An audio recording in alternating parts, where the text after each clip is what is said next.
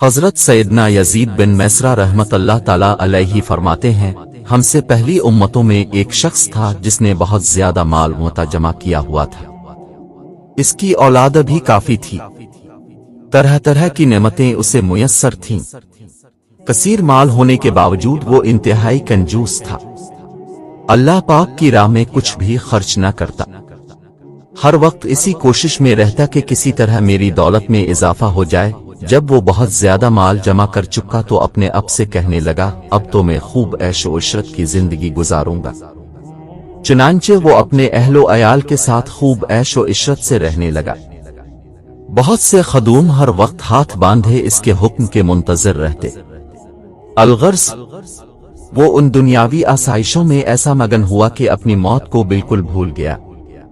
ایک دن ملک الموت حضرت سیدنا عزرائیل علیہ السلام ایک فقیر کی صورت میں اس کے گھر آئے اور دروازہ کھٹکھٹایا۔ غلام فوراً دروازے کی طرف دوڑے اور جیسے ہی دروازہ کھولا تو سامنے ایک فقیر کو پایا۔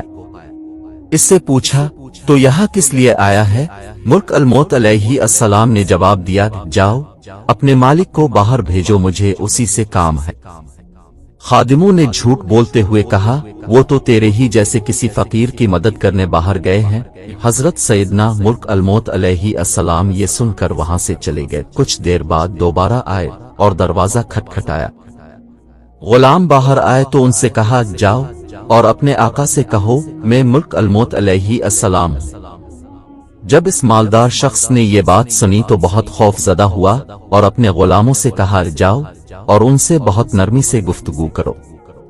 خدام باہر آئے اور حضرت سیدنا ملک الموت علیہ السلام سے کہنے لگے، اب ہمارے آقا کے بدلے کسی اور کی روح قبض کر لیں اور اسے چھوڑ دیں، اللہ پاک اب کو برکتیں عطا فرمائے۔ حضرت سیدنا ملک الموت علیہ السلام نے فرمایا، ایسا ہرگز نہیں ہو سکتا۔ پھر ملک الموت علیہ السلام اندر تشریف لے گئے اور اس مالدار شخص سے کہا، تجھے جو وصیت کرنی ہے کر لے، میں تیری روح قبض کیے بغیر یہاں سے نہیں جاؤں گا۔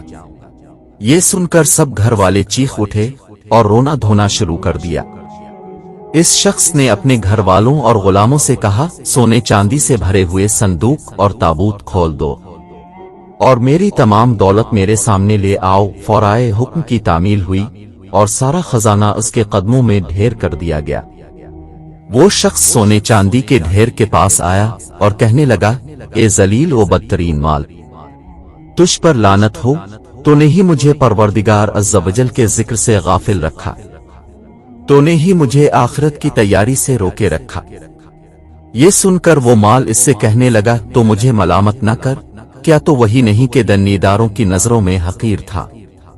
میں نے تیری عزت بڑھائی، میری ہی وجہ سے تیری رسائی بادشاہوں کے دربار تک ہوئی، ورنہ غریب و نیک لوگ تو وہاں تک پہنچ ہی نہیں سکتے۔ میری ہی وجہ سے تیرا نکاح شہزادیوں اور امیر زادیوں سے ہوا، ورنہ غریب لوگ ان سے کہاں شادی کر سکتے ہیں۔ اب یہ تو تیری بدبختی ہے کہ تو نے مجھے شیطانی کاموں میں خرچ کیا۔ اگر تو مجھے اللہ عز و جل کے کاموں میں خرچ کرتا تو یہ ذلت و رسوائی تیرا مقدر نہ بنتی۔ کیا میں نے تجھ سے کہا تھا کہ تو مجھے نیک کاموں میں خرچ نہ کر؟ آج کے دن میں نہیں بلکہ تو زیادہ ملامت اور لعنت کا مستحق ہے، اے ابن آدم۔ بے شک میں اور تاف دونوں ہی مٹی سے پیدا کیے گئے ہیں، بس بہت سے لوگ ایسے ہیں جو نیکی کی راہ پر گامزن ہیں اور بہت سے گناہوں میں مستغرق ہیں۔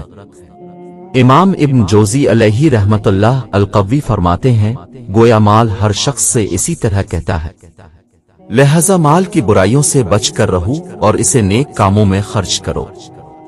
اجل نے نہ کسر ہی چھوڑا نہ دارا، اسی سے سکندر سا فاتح بھی ہارا۔ ہر ایک لے کے کیا کیا نہ حسرت سدھارا، پڑا رہ گیا سب یوں ہی ٹھاٹ سارا۔